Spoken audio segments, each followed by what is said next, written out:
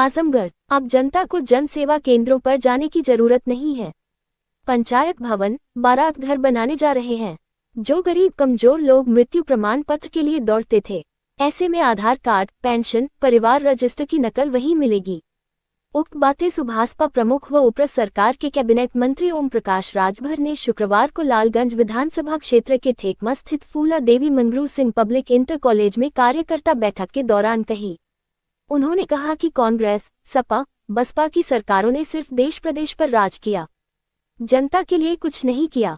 पूर्व में रही सरकारों में जब गरीब बीमार होता था तो इलाज के खर्च के लिए उसे खेत तक बेचने को मजबूर होना पड़ता था अथवा कर्ज लेकर अस्पताल का बिल चुकाता था, जबकि आज पीएम मोदी के नेतृत्व में मुफ्त इलाज हो रहा है।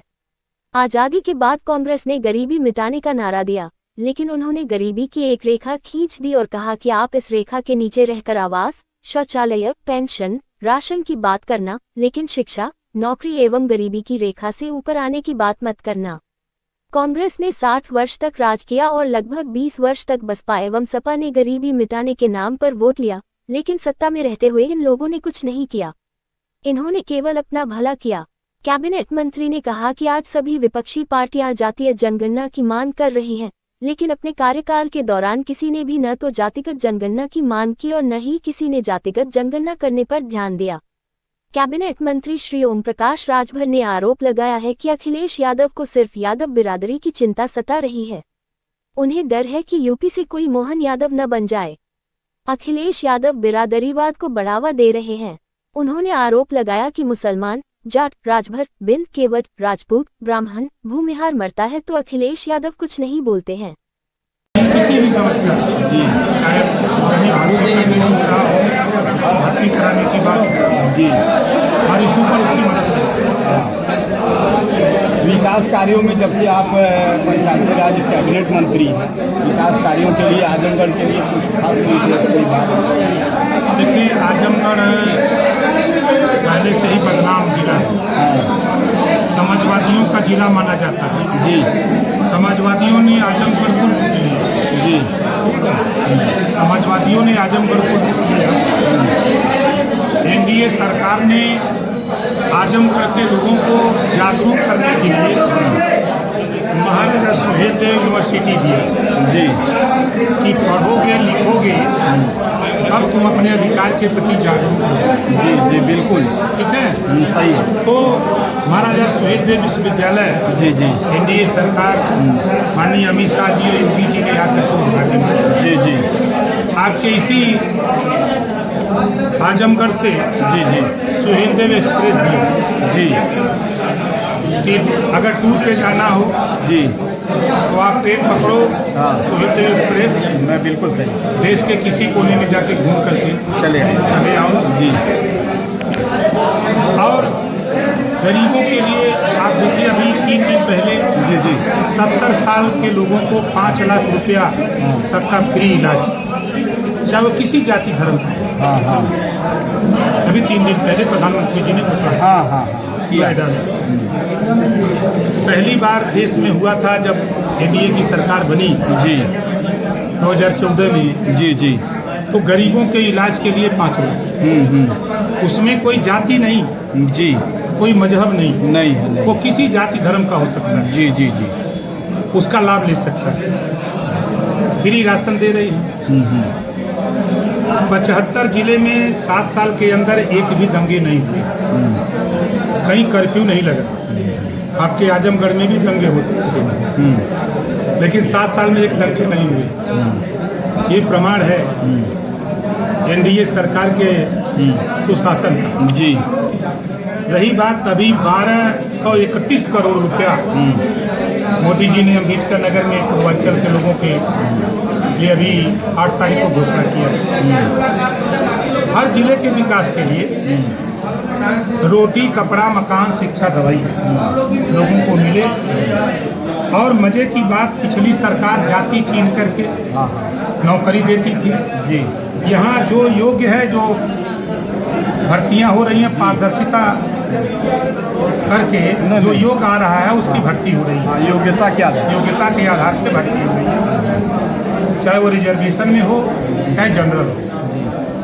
तो सरकार जो काम कर रही है संविधान के दायरे में काम कर रही है।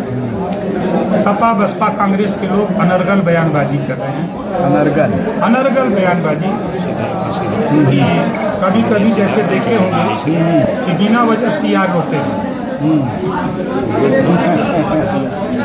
वही हाल इन लोगों का है। जी जी। लोकसभा चुनाव में आरक्षण बचाने की बात कांग्रेस नेता राहुल गांधी ने अमेरिका में जाकर के राहुल जी बोल रहे हैं कि मौका मिलेगा तो आरक्षण खत्म कर देंगे। अमेरिका में बोल रहे हैं, कोई सुनने न पावे। सोशल मीडिया पे आया ना? गलत सही नहीं कह रहा हूँ मैं? हाँ, सही कह रहे हैं। अब समाजवादी पार्टी के नेता से हमारा सवाल है आजमगढ़ से कि क्या आरक्षण खत्म करने वाले के साथ रहोगे कि आरक्षण बचाने वाले के साथ रहोगे? नहीं, वो आपने बहुत अच्छा ये समझाया जो लोगों को सर कि जो सुप्रीम कोर्ट का फैसला लोगों को लोग बता नहीं पाए। सर इनकाउंटर पे बार बार सपा मुखिया उठाते हैं, क्या कहना चाहेंगे?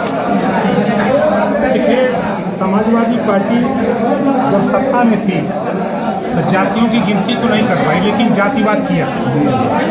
खुलेआम हमारा चैलेंज है, जातिवाद किया। हाँ हाँ।